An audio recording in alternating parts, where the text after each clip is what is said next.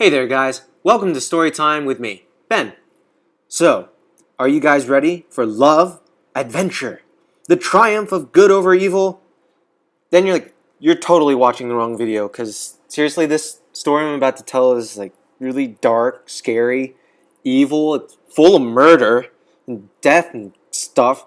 It's depressing. So, without further ado, I present to you William Shakespeare's Macbeth! So if you're into that lovey-dovey stuff, you should really go to a different video. Once upon a time in Scotland, there was a battle. Blech. Macbeth and his army won the battle. Yay! On the way back, 3 witches said that he would become the Thane of Cawdor and King of Scotland. Then they disappeared. When they got back to the palace, the really nice king named Duncan promoted him to the Thane of Cawdor. You're promoted. Macbeth thought that since what the witches said about him being the Thane of Cawdor was true, that he would become King of Scotland as well. He started considering killing Duncan to become king. In honor of Macbeth's promotion, the king and everyone else decided to party at Macbeth's house. Let's party! Macbeth's wife also heard about the witch's prophecy. She convinced Macbeth to kill King Duncan at the party. Kill him! Then everyone partied hard.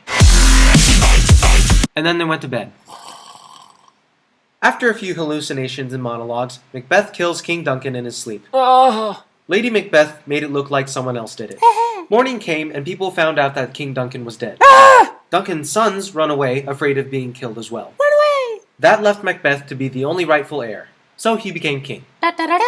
Meanwhile, Macbeth's best bud Banquo suspects Macbeth of killing Duncan. Elementary, my dear Watson. In his paranoia, Macbeth orders murderers to kill Banquo and his son. With pleasure. While on the way to Macbeth's party, Banquo gets killed, but his son gets away. Run away!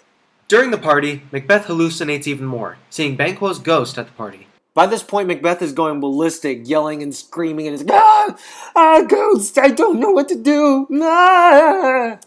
The wife, on the other hand, is like, okay, no worries, he does this all the time, it's just a little... Okay, guys, maybe you should really go. Macbeth decides to go see the witches again, to figure out what he should do. What do I do? The next day, Macbeth meets up with the witches. Then he has some crazy visions. Macbeth envisions to beware Macduff, some dude he knows. No one born of woman can kill him. And that he has nothing to worry about until trees physically move. Alright. Still paranoid, Macbeth orders Macduff's entire family killed. Kill them all. Fortunately, Macduff wasn't in Scotland and therefore survived. Yay! Still, his whole family died. Oh.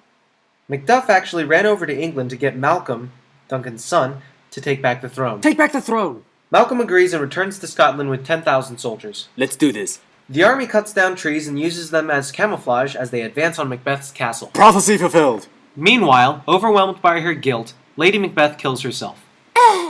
Macbeth is losing and most of his soldiers join the English army. By Jove, I'm British. He then has a showdown with Macduff, in which they talk a bit. You cannot kill me, for you are born of woman.